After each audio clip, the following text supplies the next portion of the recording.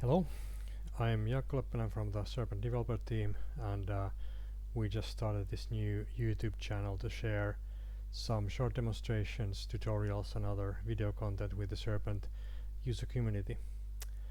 And during the past years we've been a bit passive when it comes to interacting with the users, and this is because of a couple of reasons.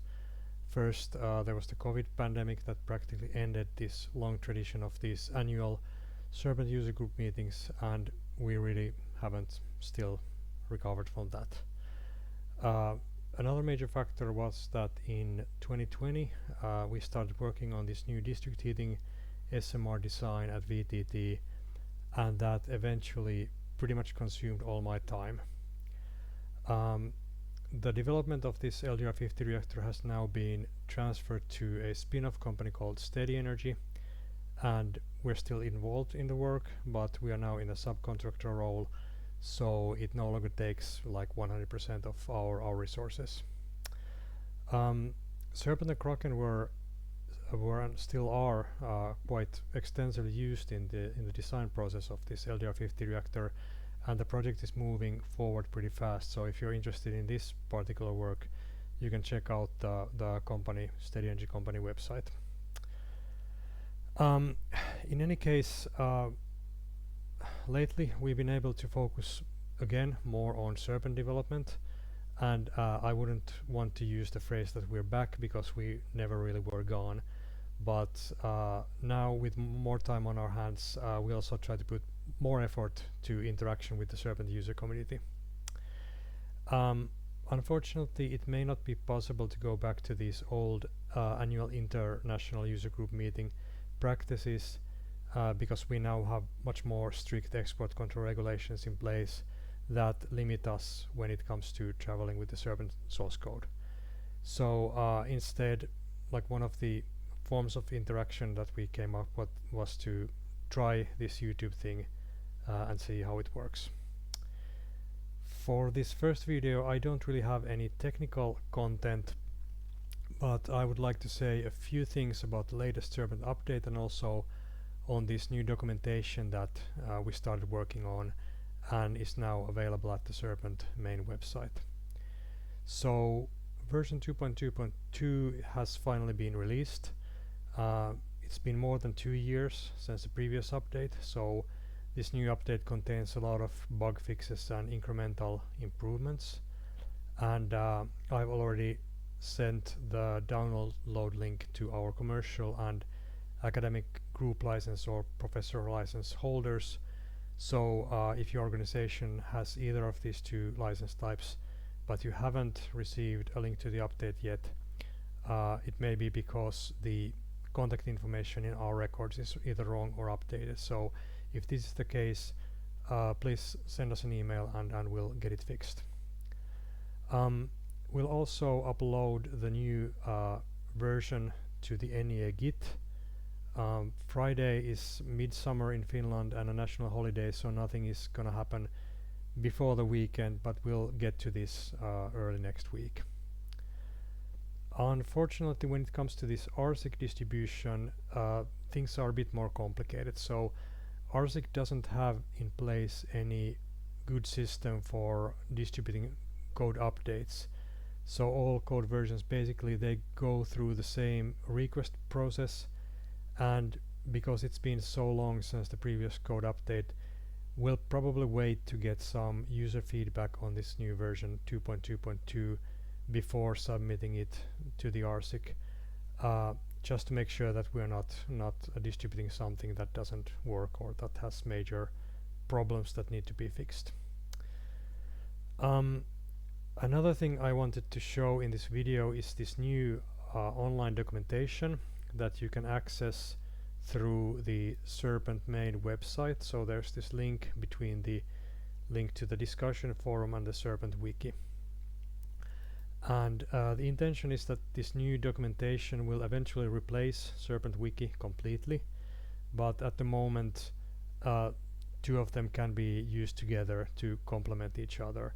The Serpent wiki has much more content still, but this new documentation, it has some maybe better written sections for things like geometry or material descriptions.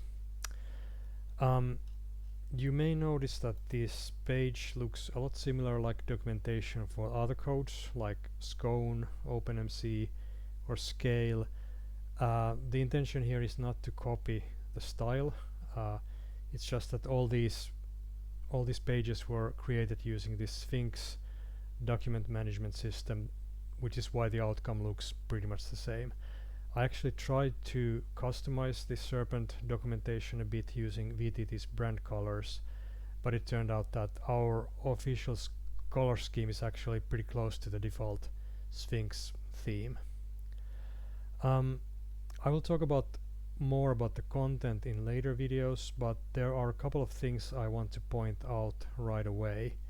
So in these previous Serpent updates, we've been always trying to maintain this backwards compatibility, and the problem with that is that there are some really outdated features that we don't like the users to use anymore because there are much better ways to accomplish the same outcome. So instead of like sticking to this backwards compatibility, we decided to take a new approach with the new update and not support input files that were maybe generated something like 10 or 15 years ago to match a Serpent version that was available at that time. We've completely also removed some features and disabled others. So any disabled features can actually be re-enabled using these fallback options. So there's now a new input option called set fallback, and by setting these options you can revert back to the old behavior that was before this new update. This is just to encourage users to use new and improved features, but if you absolutely have to use some outdated feature, this is the way you can actually accomplish it.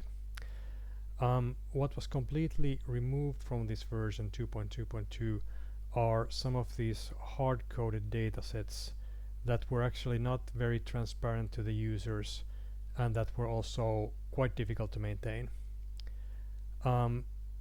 We understand that these changes, they do result in some inconveniences for users who have been relying on this data, but in the end we think that it's much better to have or to like enforce the users to have full control over what goes into the input model. So to compensate for this data that was removed, there is this section called Serpent Data Repository, and under that there is the subsection Useful Input Data, where you can find a lot of these data sets that were previously hard-coded into the Serpent source code. And this data has been formulated in such a way that you can either read it using the include command, so it's in the Serpent input card format directly, or in other form that can be included easily as part of the computational model. That's all I have for this video. I'm planning to do another one in the following weeks, probably related to geometry and mesh plotting features in Serpent, some of the new options that are available in 2.2.2, and in general visualization of the results. And if you have any other ideas for demonstrations or tutorials that you would like us to show, please let us know in the comment section. Thank you for watching.